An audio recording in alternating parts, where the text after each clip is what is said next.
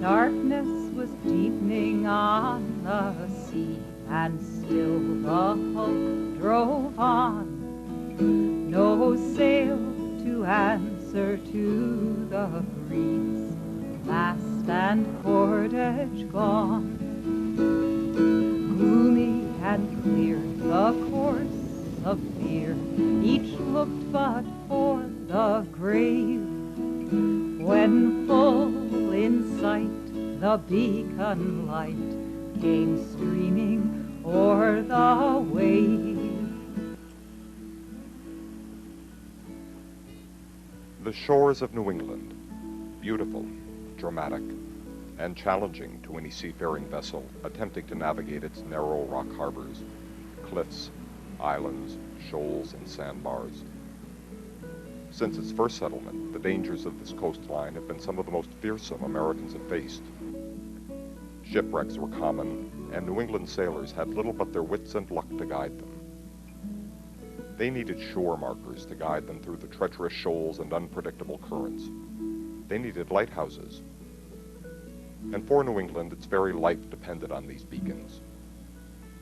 For over 250 years, these proud sentinels have offered warnings of dangers and hope of safe harbor. In turn, they have become the very symbol of New England itself. The lights of New England are more than romantic picture postcards. These stone guardians guide our way to one of the most fascinating stories of continuing commitment in all America's history.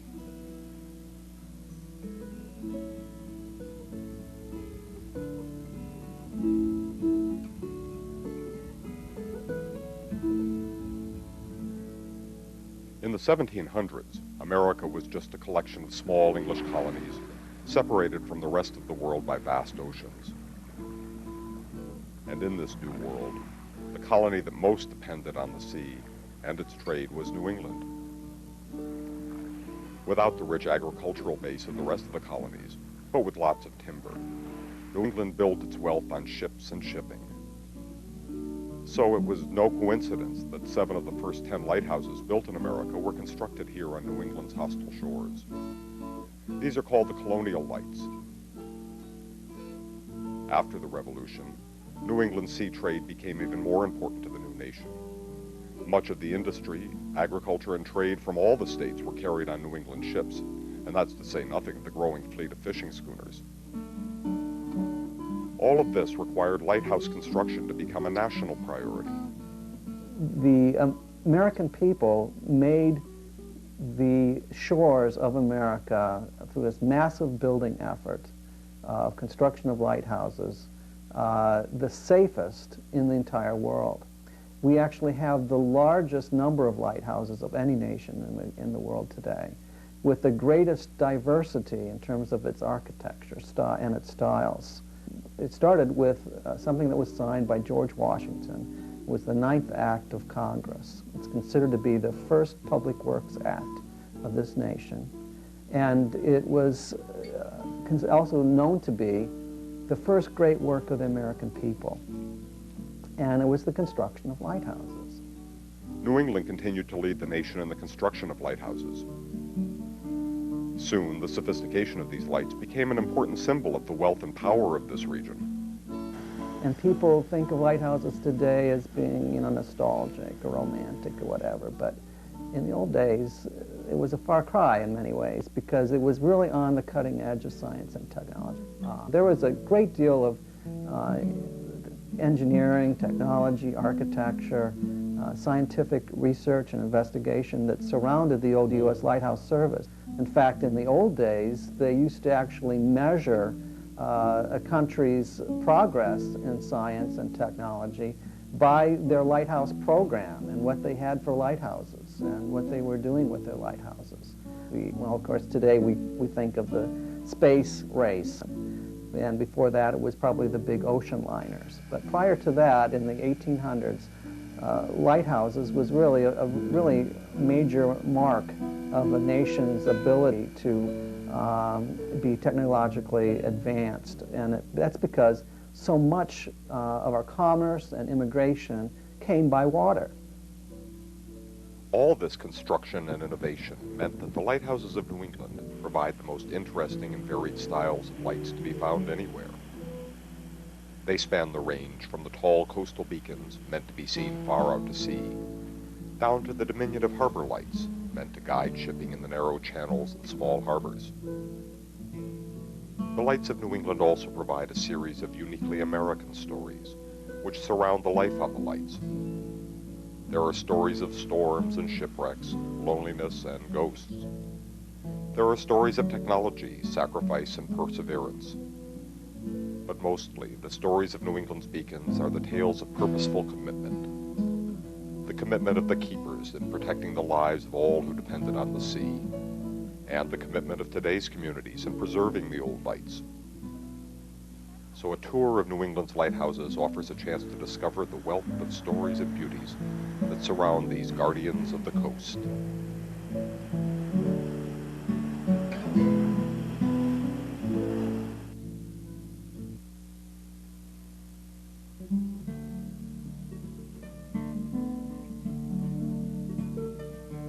Massachusetts symbolizes America's seagoing past more than any other place in New England.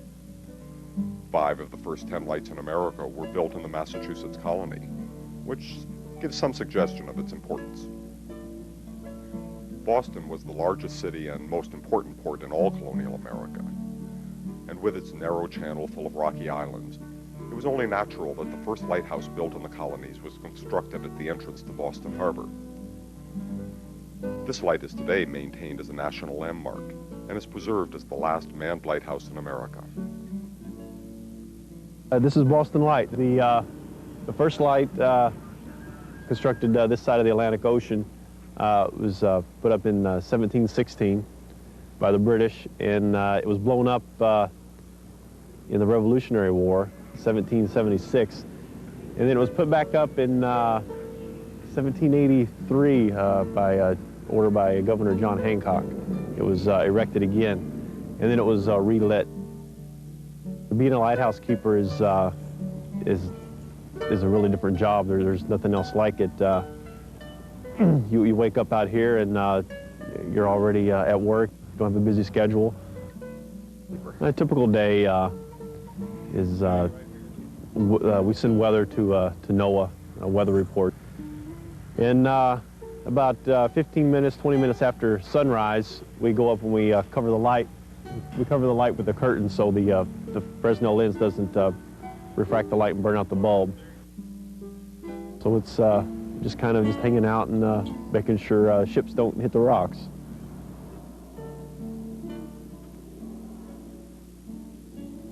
The lens is 336 individual prisms laid into a frame with plaster of Paris. It was installed in 1853.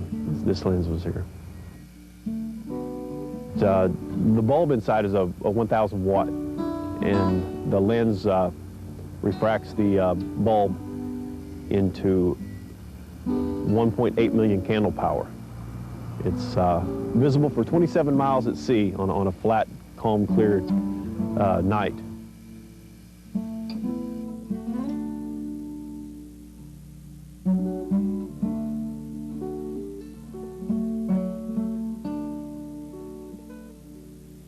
One by one, they just stopped having people with the lights. And this light, just because of its historical value, is manned now and will remain manned. And whoever's out here, the 3 of us here now are the last keepers. As every time we're replaced, whoever comes out is the last keeper in the United States. In the early days, many ports north and south of Boston were also important to the region's development. From Gloucester, on Cape Ann to the north, the great fleets of fishing schooners sailed out to the Grand Banks, searching for the sacred codfish. The fishermen of Rudyard Kipling's immortal story, Captains Courageous, set sail from Gloucester Harbor and passed Cape Ann Light on our way back. Cape Ann Lights, the 10th lighthouse in the Americas, was built in 1771 on the dangerous Thatcher's Island off Gloucester. Now it's just about the last multi-tower site in the region.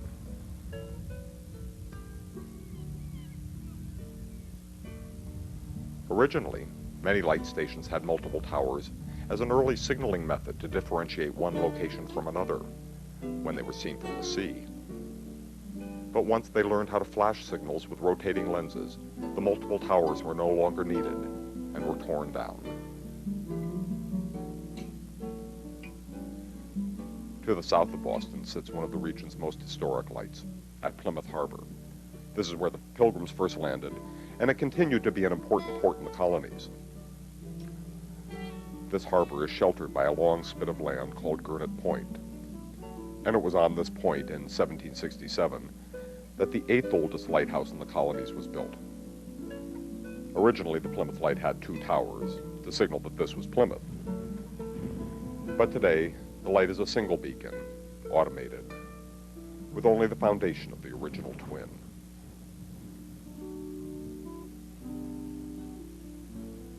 North of Plymouth, off the south shore town of Scituate, stands the light that represents perhaps the finest achievement of engineering technology in the 19th century.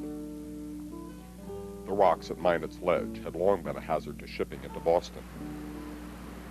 In 1850, a light with iron legs was built on the ledge. But a huge storm in 1851 swept the spindly structure off the rocks, killing 2 of the assistant keepers. In the early 1860s, it was decided to build a new light at Minot's Ledge that would withstand the sea. So they built a stone wave-swept lighthouse on the ledge that was only exposed at low tide.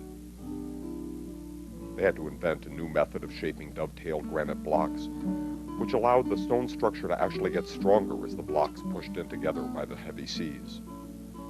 The initial work could only be done at low tide, but as the tower grew, construction quickened. Over the years, Minot's Ledge has taken some terrible beatings, but it still stands almost 150 years later. And if you can imagine, the keepers actually had to live out there for long stretches at a time. It was like solitary confinement. And I read a very poignant story that was written by Harper's Magazine back in the 1800s, of a reporter who went out there to stay with the keepers. And it told how they had to watch from a distance their families by spyglass, living out their lives on the shore. They could see the keeper's house, which was only about 3 miles away, but they could see their children, playing in the yard, or, going off to school, and their wives hanging up laundry. And it was like being dead and looking down from heaven and seeing all this, their life going by, and wanting to be there with them, but because of their duty and their responsibilities, they had to be out there at this very dangerous location.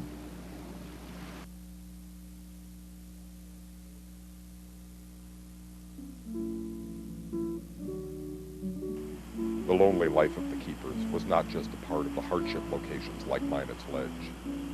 Most of the lights were located at sites that required both courage and sacrifice from the people who tended them. Many of these lights were on islands or on far promontories, and it took a special kind of person to go out there and thrive in that environment. It took people who had a sense of purpose in life. The lights have been automated for so long that most of the old lighthouse keepers are gone. In those days, we used to like to light it when the sun went down, and we extinguished it when the sun came up. And we were so dedicated that that had to be exactly as the almanac said. And we called it our baby, and we took care of it and tended it like a baby. You go up a winding stairs, and then you come first to what we call the utility room. And in that we had the mechanism for getting the pressure, where you pumped up your pressure. You opened the valves, of course, that made it go. But you had to lug your kerosene up that far. Everything had to be spick and span, because once in a while those Navy men would come, and they not only inspected the light part of it, but they inspected the home and everything. So you never went to bed without your light house perfect. With her husband, Elson, Connie helped to keep 6 different lights along the coast for over 40 years. But I was only 21 years old, just out of school. And this was in March. And we had a terrific storm. Well, it was what we call hurricanes now. We called them the good old nor'easters. When the Coast Guard came thinking we had survived, they couldn't get near us. It was so bad. Now we had to close our windows with 2.5-inch thick shutters every time we had one of those storms. Otherwise it would broke the windows in. And so we had to do that too on a storm. But I've also seen it when we've been a little hungry too. We couldn't get food because it was so rough you couldn't get ashore to get food. So I've seen a time when we've eaten things we didn't care too much about for a while. But you had to do it. After years on the remote islands, in 1960, Elson had enough seniority to request a transfer. So Newcastle Light, Fort Point at Newcastle, New Hampshire, was coming up. And we asked for it, and they gave it to us. And so we moved there, and see, we had no electricity. We had no telephone, and we had nothing, no refrigeration. So we looked forward to all those things. It was to be a big deal with us. So this night, the first night we were there, Elson came in and he said, we'll go up and light the light. So I was so happy, you know, that I was going to be so inspired. We went up and he said, all right, it's time to light the light. Push the button. I pushed the button, the light came on, and I had absolutely no reaction at all. Well, you just press a button and here's a light. We had to take 20 minutes anyway of our own work to light those lights. Well, you had put all that time of yourself in there, and push the button was nothing. Well, I felt a little ashamed of saying that and feeling that way. So when we went back in the house, I began to look around, and when I saw what we could do with electricity, we went on an electric binge, and I'll tell you, we bought everything we could do with electricity. And that was a great day. Today, I can even have that feeling. What a transition it is. But here's the thing. When you do something yourself and put yourself into something, it means something. It never will leave you. And that's why I try to tell the children today, have a motive that will inspire you to do something yourself instead of going and picking it out of the store. Go do it yourself, and you will never forget it, and it will inspire you to go on.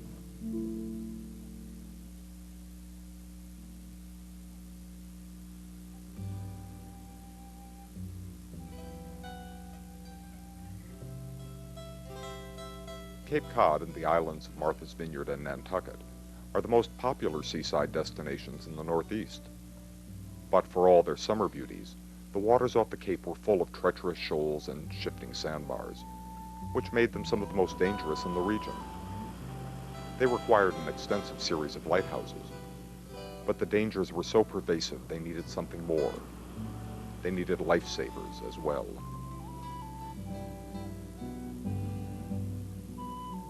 There were dozens of storms each winter on the Outer Cape, and any one of them might drive one or even several vessels ashore. In 1841, in a single gale, 57 men and boys from Truro were lost in a single storm. And finally, in 1872, coastal members of Congress persuaded the entire body to establish a system of life-saving stations that would not only be equipped by the federal government, but would be staffed with personnel who were on the federal payroll. This system of stations scattered about every 5 miles, the length of the outer beach on Cape Cod, provided shore patrols that watched for stranded vessels on the sandbars of the wintertime Cape, and provided crews that went to the aid of mariners in peril. The lighthouses of Cape Cod are perhaps southern New England's most enduring symbols.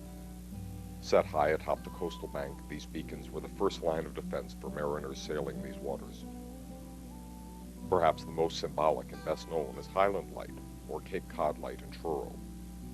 It's located on a height of land 120 feet above the Atlantic, and it's the first light seen by vessels inbound to Boston.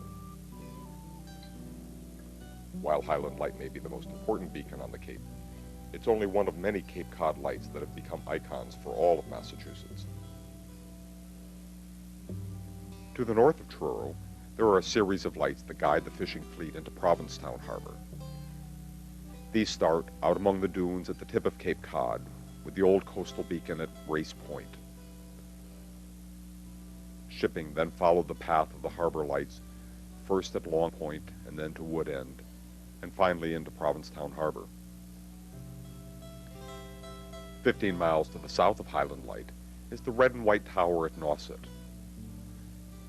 Sitting on the bank above the popular national seashore beaches, it seems to be more in proportion to the Cape.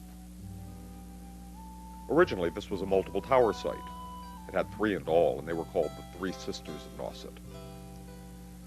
These lights were strung out over 100 yards, and the National Seashore has preserved the original towers of these sisters at a small park inland from the present Nauset Station. To the south of Nauset, there was the double light at Chatham, but these towers crumbled into the sea long ago. And today, Chatham Light is the final coastal beacon along the outer Cape.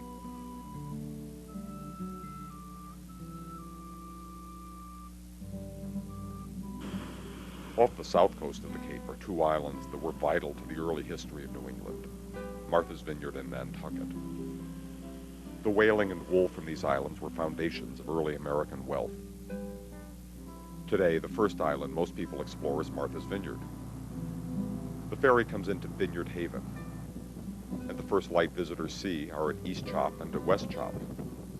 They were actually constructed as local businesses by Vineyard Haven entrepreneurs, and were paid for from a toll charged to all ships entering the harbor. But the most dramatic light in Martha's Vineyard is the old beacon atop the cliffs at Gay Head. These cliffs derive their name from the gaily covered clay at their base. This lighthouse was one of the first constructed by the new American government just after the Revolution in 1791. The Gay Head Lighthouse in Martha's Vineyard had one of the very first order lenses, and it had over 1,000 prisms in it, and was encased in solid brass. Today they're worth over $1 million. Unfortunately, it's no longer at this location. It's been replaced by what amounts to an airport-type beacon, a rotating beacon. But the original lens at the Gay Head Light was a first order. It was usually put at very significant primary coastal beacons. The next memorable Martha's Vineyard light is found at the old whaling port of Edgartown. The original tower had been of wood and was eaten away by sea worms. So the thrifty islanders purchased a used light from the citizens of Ipswich, who were tearing down their old light. And they transported the old lighthouse tower, which was a cast iron structure, from Ipswich by barge in 1939 and planted it over there in Edgartown. And they, in a sense, stole Ipswich's lighthouse. And there's some talk occasionally that the citizens of Ipswich would like to have that tower back and are going to get it back somehow. Eastward out to sea is the island of Nantucket, Massachusetts' old whaling capital. Nantucket has preserved the feel of old New England, so in turn it's become one of the region's most popular destinations. It's just incredible when you stop and think that a little tiny island like this had such a tremendous influence over the entire world, partly because of the seamanship, the maritime exploits of Nantucket whalers and ship captains. Well, there are 3 lighthouses on Nantucket. Perhaps the least impressive but most interesting one of all is Brant Point, which is just a little short, stubby lighthouse out at the entrance to the harbor. But Brant Point was the second lighthouse ever constructed here on the eastern seaboard. And this will give you an idea of the importance of Nantucket Island as a seaport. The Brant Point light is still very important for navigation. When the ferry boats and the steamers and whatnot come in, they use Brant Point light to guide them through the narrow jetties in the channel. Great Point Light and Sanctity Light are the other two lighthouses on the island. Both of those are now pretty much old-fashioned, with Loran and satellites and so on. They're not as necessary for navigation.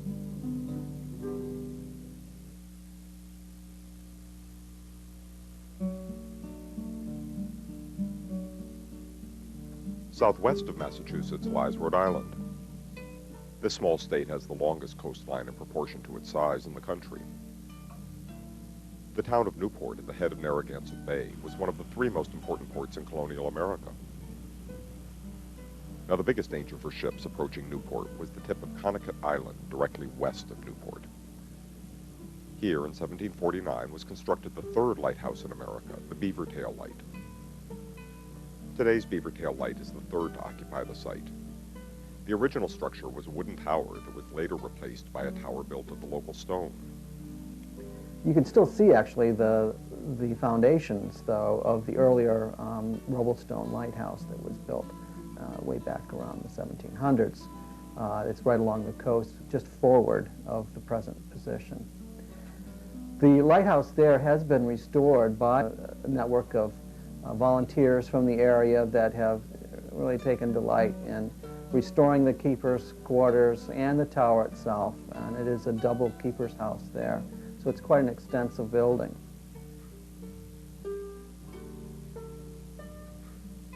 Newport Harbor was important to the colonial trade and to the Revolution. Our allies, the French fleet, were headquartered here, and it later became the home to the U.S. Atlantic Fleet during the Civil War. So not only were there coastal beacons, but there were a whole series of harbor lights to guide traffic. There was the diminutive light at Castle Hill, right at the mouth of the harbor. Further down, there's Goat Island, sheltering the inner harbor. The Goat Island light is charming and easily the most scenic light in Newport. But perhaps the most interesting light isn't much of a light at all. It's the old Lime Rock Lighthouse, which is now home to a yacht club. But the site was once famous nationwide because of one of its keepers. Ida Lewis Yacht Club is named after a lighthouse keeper named Ida Lewis, who was a lighthouse keeper for over 50 years, starting around 1860s or so. And she died in 1911. So she's quite a well-known lighthouse keeper. I believe her father had a stroke early on in his career as a lighthouse keeper. I think it was around 1860s or so. And she was a young woman at the time and living here with her parents and all. She knew the routines and all. So she just took over. It wasn't official, but she did take over the duties that her father was doing. She was one of the few women lighthouse keepers that the United States had in service at that time. And in her time, she was almost a celebrity, if you could. Made over 18 official rescues. And of course, our burgee is made up of 18 stars, which is, signifies all of the lives she officially saved. She was visited by, in her later years, by hundreds of people who would come out by boat, because at that time there was no pier. Presidents, congressmen, whatever, would come out and actually pay homage to her and tell her how much she was appreciated. And it was, besides her rescues, it was because she was a woman also, and at that time, you know, women weren't really out there doing these type of things. Again, it's more of an honor to name the place Ida Lewis Yacht Club in her memory. Offshore of Rhode Island is one of New England's most quietly beautiful spots, Block Island. Here, both ends of the island are marked by historic sites. At the landward end, in the middle of the dunes, is the old Northwest Light. It's a popular spot to appreciate the quiet charms of the island.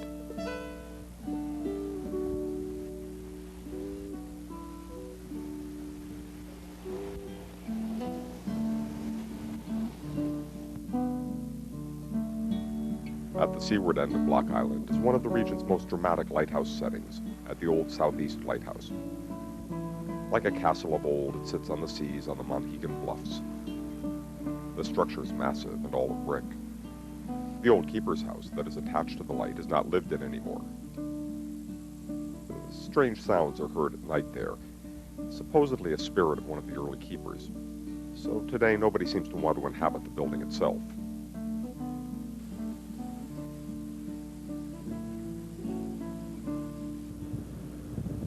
Back on the mainland, the westernmost light in Rhode Island is found at the exclusive resort of Watch Hill, marking the approach to the fishing town of Westerly, Rhode Island. The Watch Hill Lighthouse in Rhode Island is a very old structure. It goes back to 1808, again, one of the early lighthouses. The original was a wooden tower. It was cylindrical, but it was replaced just before the Civil War by a tower that looks very much like the beaver tail light. It's now a square granite tower. Because it sets out quite far, in the old days, the sailors' wives used to go out there and wait and watch for their ships coming in, and I think that's how it got its name, actually, the Watch Hill.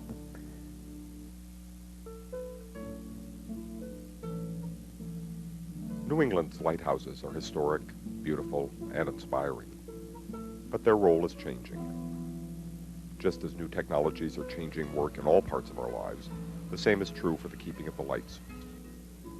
Today, except for a historical site like Boston, there are no more full-time keepers. But the Coast Guard still has to maintain the beacons. So technicians go to the lights for regular maintenance, often by helicopter or boat. Jerry Hebert is a modern lighthouse keeper in Connecticut.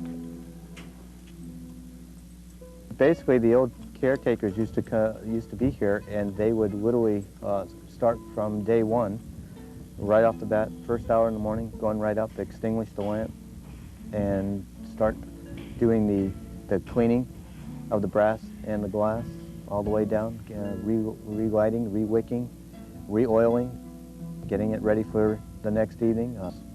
And they would maintain that light with all the duties and responsibilities of keeping the light going. Whereas today, the aids to navigation field has condensed itself to where, such as aids to navigation team Long Island Sound has to maintain 23 lighthouses versus one lighthouse. Basically, my job as an electrician mate is to come out to the lighthouse. I'm designated as a lighthouse technician, and we service the aid to navigation by working on a lantern, fog signal.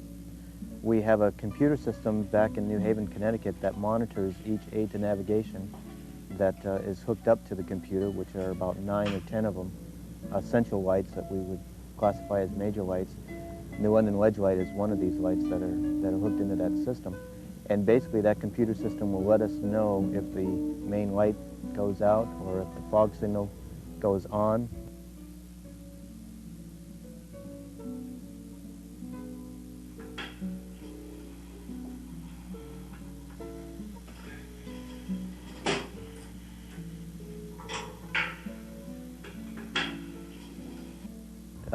If you notice, as boats would pass by, as we were up in the lantern room, we would wave, and they would all wave back. And it's I guess the old romantic type of the caretaker at the light is no longer there, so it's a bit of a drawback to the mariner. But the aid to navigation still does what it does: winks and blinks and sounds the sound signal. Since the lights no longer need live-in crews, the old keepers' houses are often lonely and abandoned, which for many New England lights means that the job of lighthouse keeping needs to change, from tending the lamps to tending the spirit of the lights. The modern keepers are the community activists striving to preserve these priceless sites. To help support these new keepers, the Lighthouse Preservation Society was founded in 1984. Well, unfortunately, many of the lighthouses are in decline right now. The Coast Guard doesn't really need a lot of them anymore. In many cases, they can be replaced by lighted buoys or virtually flagpoles with light bulbs on top.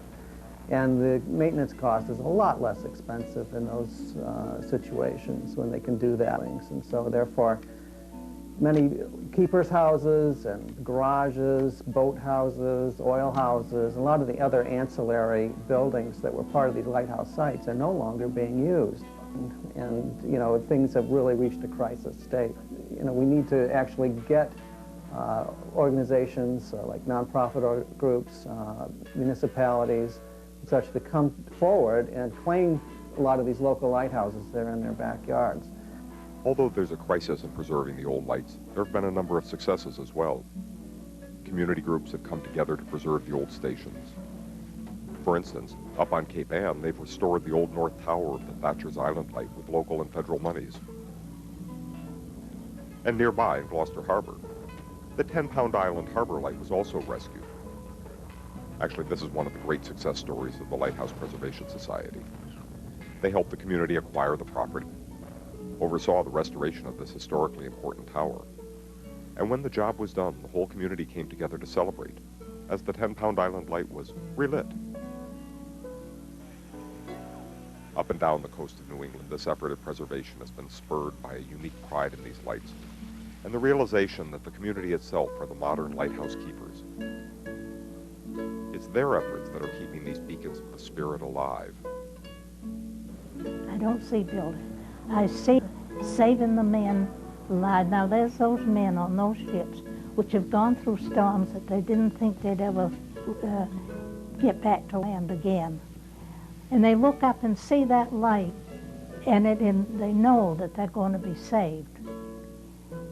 And to me, it's a spiritual, when that shines, it's a spiritual message to me to try to help people see what is good and what is rich in our world today, what we should strive and seek to preserve.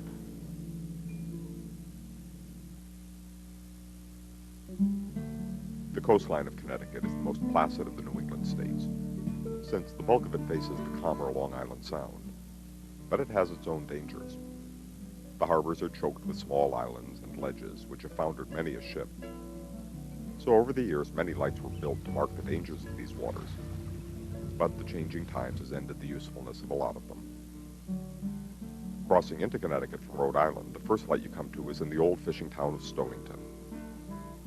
One of the most charming lighthouses in New England is actually a museum today, and it's the old Stonington Harbor Light.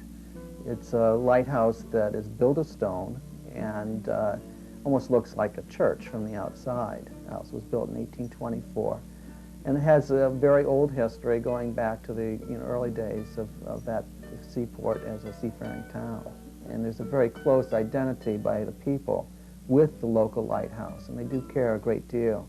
And that's why the Lighthouse Preservation Society has really advocated, wherever possible, that local organizations get involved with their local lighthouse. Just to the west is New London, which was a bustling port in colonial times. In fact, New London Light was the fourth oldest in the country, built around 1760, and making it one of the colonial lights. The current tower is a magnificent stone structure dating from 1802, making it just about the oldest original lighthouse still standing in the region. However, this New London Light was not good at marking the harbor's major danger, an offshore rocky ledge. So at the turn of the century, they built a light atop the ledge, which became the primary beacon for New London Harbor, and the site of a famous ghost story. And it started out when the lighthouse keeper's wife ran off with the tugboat captain. And what happened at that point was that the lighthouse keeper committed suicide by jumping off of the roof of that building onto the rocky ledge below and died. Well, from that point on, they've had very mysterious happenings at that location. One guy told me of a record floating across the room mysteriously, having doors close and lock behind them so they couldn't get back inside.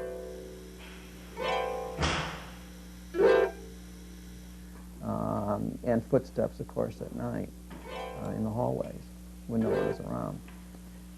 It's a rather frightening situation when you think of so it would make a good thriller for Stephen King. Further west is Connecticut's main port city, New Haven.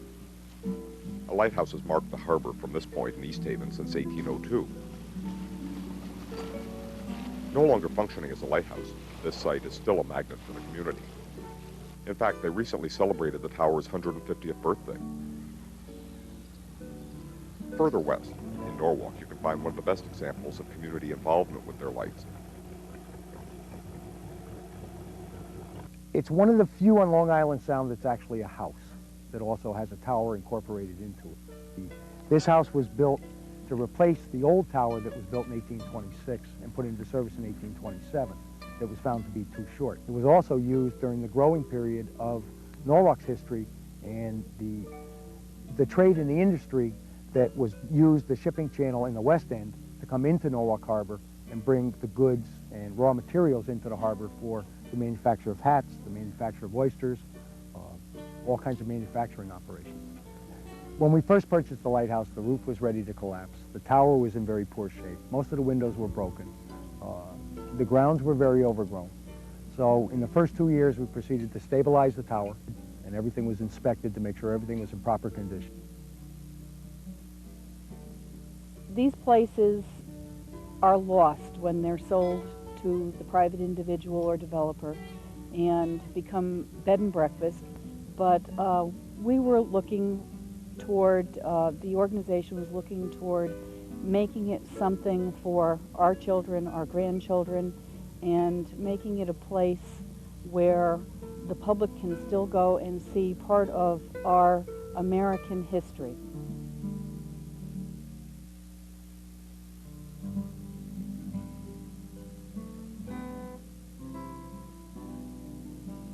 Although lighthouse preservation is crucial to the story of New England's beacons, most people are drawn to the beauty of their locations. And for dramatic settings, the most memorable are found along the coast of Maine. Here's where you find the classic lights, firm atop rock headlands. Almost a third of New England's lights are along this coast, and for good reason. With jutting rock points and thousands of islands, these are some of the most dangerous waters in America, and they had a lot of shipping. From earliest times, the rich timber of Maine was in constant demand. In fact, so many ships sailed out of Boston to the area that seafolk did not speak of going to Maine. They simply said they were going down east, which meant they were going to sail down the prevailing summer wind into the east. The Maine coast actually begins in New Hampshire at the city of Portsmouth, the only harbor of note on the Granite State's Bree coast. Erratic, powerful currents make the mouth of the Portsmouth harbor extremely hazardous, so it was a natural site for the colony's 8th lighthouse, built here in 1771. Today, the best way to discover these lights, and the offshore light at Isle of Shoals, is aboard the Thomas L. Layton with Captain Bob Whitaker. By 1650, the Portsmouth area, the Piscataqua River Basin, was shipping 100,000 board feet of lumber out. So it was the major commercial port north of Boston. So, and it also was it's the oldest naval port in America. The very first naval construction was 1690, the HMS Falkland. Outside of doing our regular ferry service to the islands, we give people a tour of the history of Piscataqua River Basin and the Isles of Shoals, and that includes a close view of 3 lighthouses. We have the Portsmouth Light at Fort Point in Newcastle, New Hampshire, a Whaleback Lighthouse on the main side of the entrance of Portsmouth Harbor, and then the Isles of Shoals Light at White Island. It's a very beautiful light on a very high, prominent rock formation. It was also the early home of Celia Thaxter, the famous island poet of the Isles of Shoals. And she was out there when she was 4 years old. Later on in her mid-20s, when she took up writing, much of the early writings, her poetry and prose, were about her childhood growing up at the Shoals. Like the lighthouse on the rock you stand, and pierce the distance with your searching eyes. Nor do you heed the waves that storm the land and endlessly about you fall and rise, but seek the ships that wander night and day within the dim horizon's shadowy ring. And some with flashing glance you warn away, and some you beckon with sweet welcoming. Just across the river from Portsmouth begins Maine proper. And a little ways north you come to York Beach, and one of New England's most popular lights. The Nubble Lighthouse, on a little island off the tip of Cape Cod, is one of Maine's most accessible lights, and it's been a tourist destination for well over 100 years. Now, the old U.S. Lighthouse Service, and even the Coast Guard, it's really never paid its lighthouse keepers very well, historically. And many times the old lighthouse keepers had to subsidize their living by fishing or lobstering or, planting a garden that helped to, make ends meet. But in this case of the Cape Cod Nubble Lighthouse, the location was so close to the shore, and there's so many people that wanted to go over, that he created a little bit of a ferry service, and he charged fees to have people over there. Well, when the government found out about that, he was promptly dismissed because that was off limits. Further north is Portland, Maine's largest city and busiest port, and it's a site for a number of lights. Most famous, both visually and historically, is the old Portland Headlight. Lighthouses claim all kinds of things, and Portland Head is a classic example.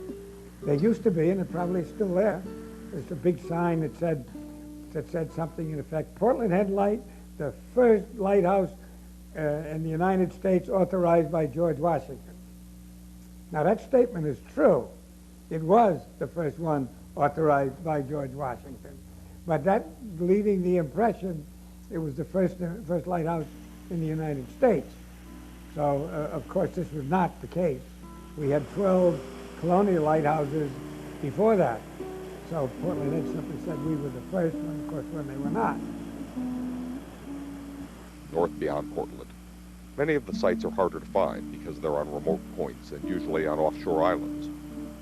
But one of the most dramatic is found down at the point south of Damariscotta at Pemmican Point. Its rugged setting has made it a favorite of painters and photographers. Pemmican Point is quintessential Maine. It's set high on a rocky ledge. Here below you can see the marks of the glaciers as they scoured the rock face and get a sense of the timeless rhythm of the sea below.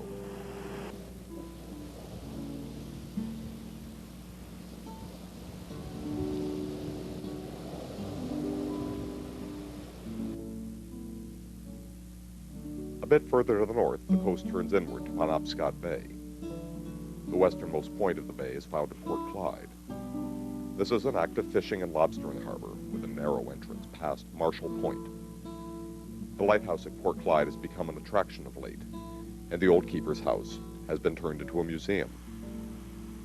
Sunset's a particularly good time to discover the light of Port Clyde.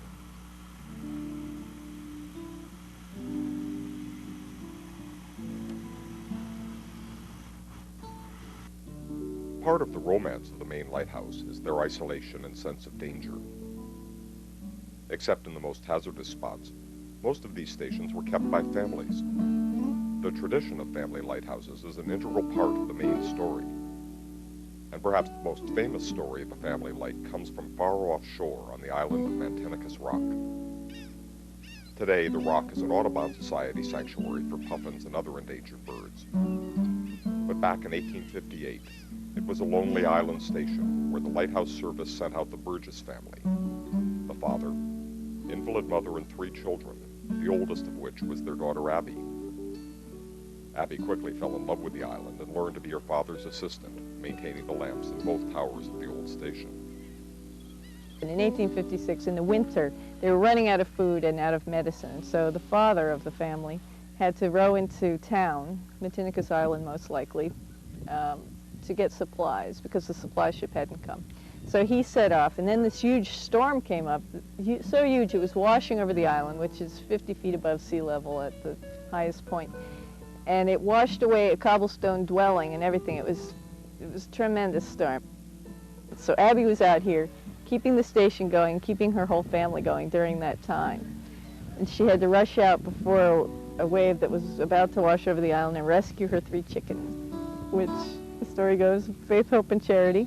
She rushed out, rescued them, brought them in. They slammed the door behind her just as a wave was breaking into it. So she managed to keep it going. And Papa couldn't get back for a whole month because the seas were so bad.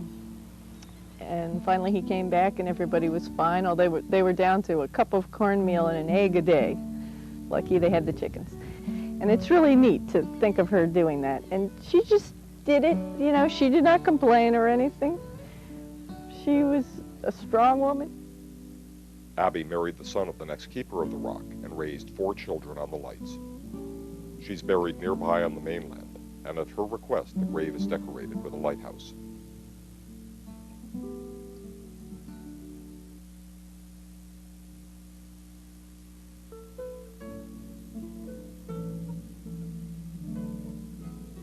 The Penobscot Bay, in the coast north, is perhaps the heart and soul of the Maine coast. And here's where you'll find lighthouse images that resound throughout New England. The best place to start discovering the region is at the old port of Rockland. There's the Owl's Headlight at the mouth of the harbor, and the Rockland Harbor Light at the end of the breakwater. But for the true lighthouse lover, the attraction of Rockland is not the lights, but a visit to America's Lighthouse Museum. I think the greatest percentage of people are just not aware of what made a lighthouse work and unaware how beautiful these things are. And sailors will go by lighthouses all their lives and have no idea what makes a lighthouse be a lighthouse. We have the largest collection of lighthouse lenses on display of any place in the United States. And we have a total of 15 of these beautiful, beautiful optics. As you can see, I'm just spinning out 2 fingers. And this is when you see a lighthouse, what do you think of? You think of security, a safeguard, a guide. I think all of those combination of things. And think of the lenses, particularly the smaller lenses. We call them the gems, the jewels. Years ago, when we had the lighthouse keepers, these were all highly polished, and when you saw one, you said, my God, what a jewel, what a gem. And they are.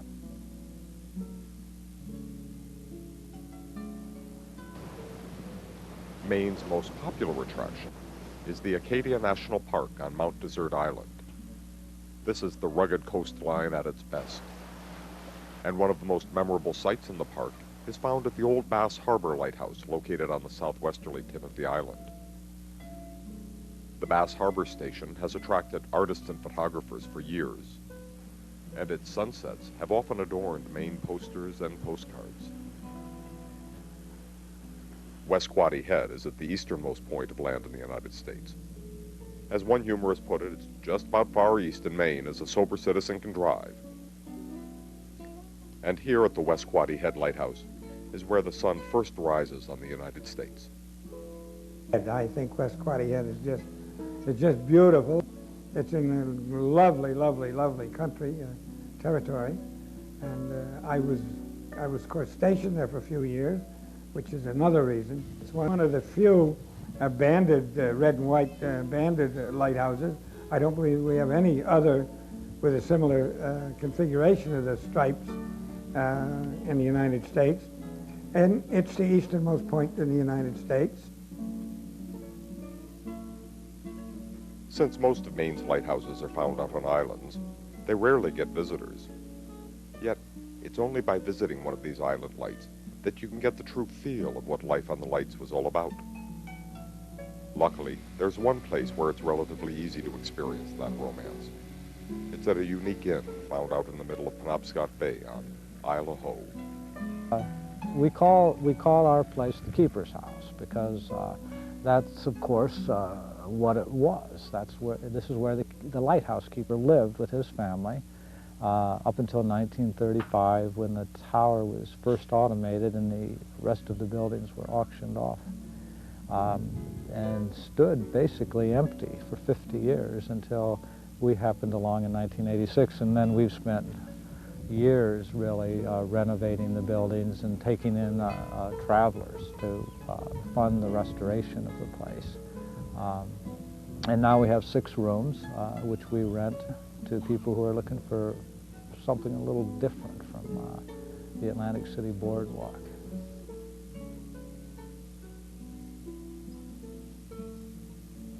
This is an unusual preservation effort here because it's privately owned. This is just by chance that we happen to get here and become custodians of this place. People come and they pay us a room rate, and we turn around and buy paint or shingles for the boathouse. There's a humanistic aura about them. They were built to protect people, to guide people along the coast. They're located in the most beautiful little corners of the world, and you know, all of our nation's resources went into the lighthouse construction during that. It was like the space program of its day, where the finest architecture, the keenest minds, the most poetic writers, everybody was concentrated on the lighthouses, because that's what showed people the way. And I think that's the fascination. They still seem to, if not in a navigational way, maybe in a more spiritual way now. We need these icons, you know, to give us hope and a positive look toward how we live in the world.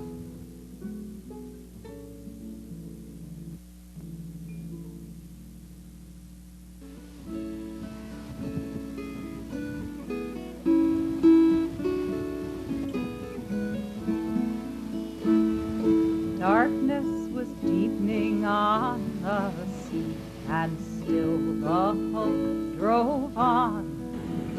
No sail to answer to the breeze, mast and cordage gone. Gloomy and clear the course of fear, each looked but for the grave.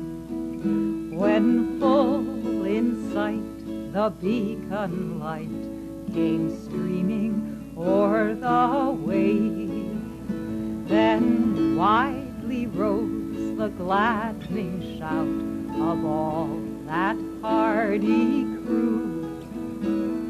Boldly they put the helm about, and through the surf they flew.